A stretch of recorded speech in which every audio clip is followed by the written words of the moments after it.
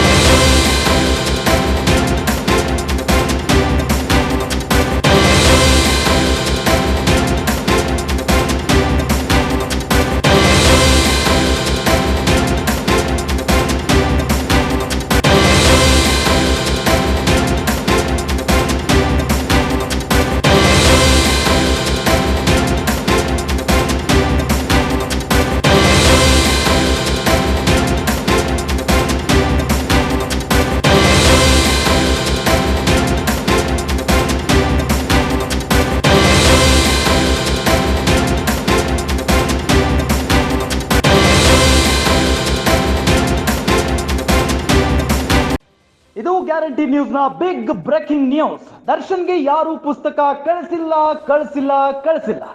ಹನುಮಾನ್ ಚಾಲಿಸಾ ಪುಸ್ತಕ ಯಾರು ಜೈಲಿಗೆ ಕಳಿಸಿಲ್ಲ. ಜೈಲಿನಲ್ಲಿ ದರ್ಶನ್ ಹನುಮಾನ್ ಚಾಲಿಸಾ ಪುಸ್ತಕ ಓದಿಲ್ಲ. ದರ್ಶನ್ಗೆ ಮೊನ್ನೆ ಕೊರಿಯರ್ ನಲ್ಲಿ ಬಂದಿದ್ದು ಪುಸ್ತಕ ಅಲ್ಲ, ಲೆಟರ್ ಬರೆದಿದ್ದು ಯಾರು ಗೊತ್ತಾ? ಲೆಟರ್ ನಲ್ಲಿ ಏನಿತ್ತು ಗೊತ್ತಾ? ಓರ್ವ ಸ್ನೇಹಿತನಿಂದ ದರ್ಶನ್ಗೆ ಬಂದಿತ್ತು ಆ ಲೆಟರ್. ಬೆಂಗಳೂರಿನ ಸ್ನೇಹಿತನೊಬ್ಬ ಕಳುಹಿಸಿದ್ದ ಪತ್ರ ಅದು. ಲೆಟರ್ ಬರೆದವರು ಮತ್ತು ದರ್ಶನ್ 5 ವರ್ಷಗಳ ಗೆಳೆಯರಂತೆ. ಹೀಗಾಗಿ ಗೆಳೆಯನ ಸ್ಥಿತಿ ಕಂಡು ಬರೆದಿದ್ದಂತ ಪತ್ರ ಅಂತೆ.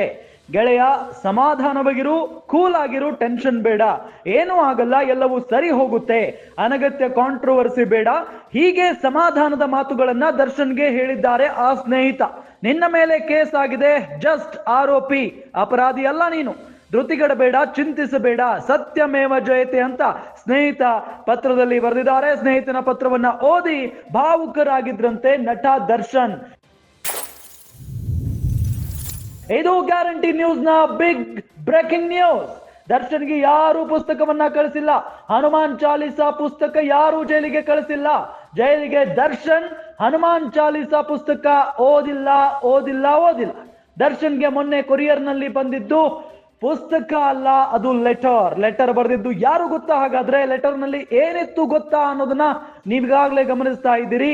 ಓರ್ವ ಸ್ನೇಹಿತನಿಂದ ದರ್ಶನ್ಗೆ ಆ ಲೆಟರ್ ಬಂದಿತ್ತು. ಬೆಂಗಳೂರಿನ ಸ್ನೇಹಿತನೊಬ್ಬ ಕಳುಹಿಸಿದ್ದಂತ ಪತ್ರ ಅದು. ಲೆಟರ್ ಬರೆದವರು ಮತ್ತು ದರ್ಶನ್ 5 ವರ್ಷಗಳ ಗೆಳೆಯರು. ಹೀಗಾಗಿ ಗೆಳೆಯನ ಸ್ಥಿತಿ ಕಂಡು ಆ ಗೆಳೆಯ ಪತ್ರವನ್ನ ಬರೆದಿದ್ರಂತೆ. ಗೆಳೆಯ, ಸಮಾಧಾನವಾಗಿರು, ಕೂಲ್ ಆಗಿರು, ಟೆನ್ಷನ್ ಬೇಡ, ಏನೂ ಆಗಲ್ಲ, ಎಲ್ಲವೂ ಸರಿ ಹೋಗುತ್ತೆ, ಅನಗತ್ಯ ಕಾಂಟ್ರವರ್ಸಿ ಬೇಡ, ಹೀಗೆ ಸಮಾಧಾನದ ಮಾತುಗಳನ್ನ ದರ್ಶನ್ಗೆ ಆ ಸ್ನೇಹಿತ ಹೇಳಿ ಪತ್ರವನ್ನ ಬರೆದಿದ್ದಾರೆ.